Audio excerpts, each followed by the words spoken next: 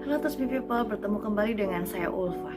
Di video kali ini saya akan membahas insight kedua dari buku yang berjudul Emotional Intelligence karangan Daniel Goleman. Sangat penting dalam kesehatan emosional kita untuk memahami diri sendiri. Istilah yang digunakan Goleman adalah kesadaran diri, meliputi perhatian terhadap keadaan batin diri, refleksi diri, dan menggali pengalaman emosi.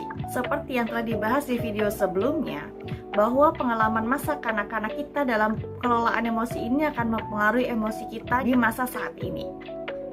It's normal saat kita mengetahui diri kita sedang mengalami dinamika emosi.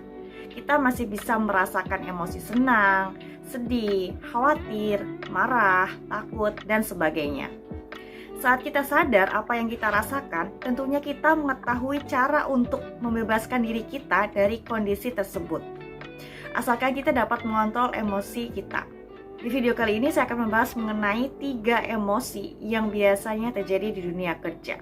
Yang pertama adalah marah.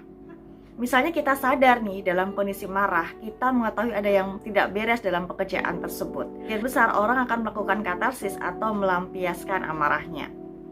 Namun menurut buku Goleman tersebut, hal itu seringkali tidak dapat meredakan amarah.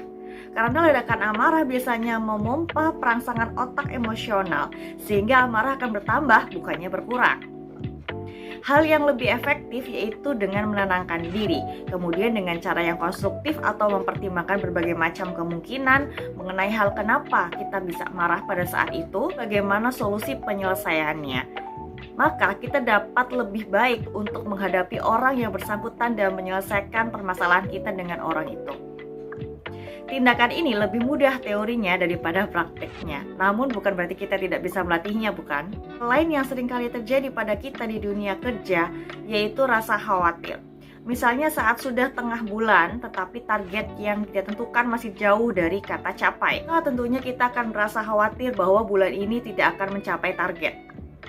Reaksi yang mendasari kekhawatiran merupakan kewaspadaan terhadap bahaya yang mungkin merupakan bagian penting bagi kelangsungan hidup kita. Takut tersebut akan memicu otak emosional kita untuk terus-menerus memikirkan bagaimana mengatasi permasalahan yang ada dan mengabaikan hal-hal yang lain untuk sementara waktu. Jadi dalam artian tertentu, kekhawatiran merupakan suatu bentuk latihan terhadap apa yang tidak beres dan bagaimana mengatasinya. Peran kekhawatiran adalah pemecahan positif akan adanya resiko dalam kehidupan dengan mengantisipasi bahaya sebelum bahaya itu timbul. Bahayakan apa? Ya misalnya terkena punishment karena tidak capai di bulan tersebut.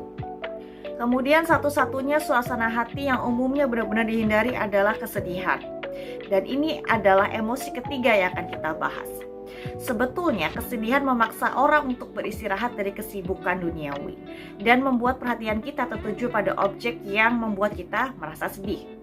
Kemudian membuat kita merenungkan hikmahnya dan pada akhirnya membuat penyesuaian psikologis serta menyusun rencana-rencana baru yang akan memungkinkan hidup kita terus berjalan. Kesedihan ini bisa jadi berasal dari masalah pribadi, masalah keluarga, ataupun hal yang lain dapat mempengaruhi stabilitas emosi kita di dunia kerja. Sehingga sangat membantu apabila perusahaan menyediakan fasilitas untuk merilis emosi. Misalnya di perusahaan kami, Tusmi Group ada ruang band yang dapat digunakan saat sepulang kerja. Aktivitas olahraga karyawan seperti badminton atau zumba, karena menurut buku Goleman ini, kegiatan olahraga atau bermusik dapat mengubah fisiologis yang ditimbulkan oleh suasana hati. 3 emosi yang tadi saya sampaikan yaitu marah, cemas, dan sedih perlu dikelola supaya kita tidak stres.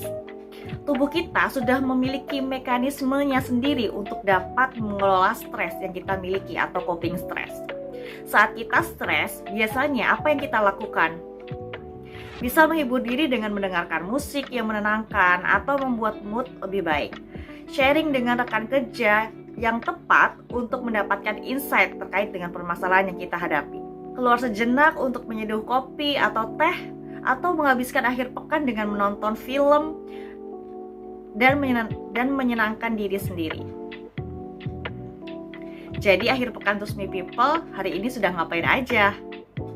Semoga video ini bermanfaat ya. Nantikan video lainnya dan sampai jumpa.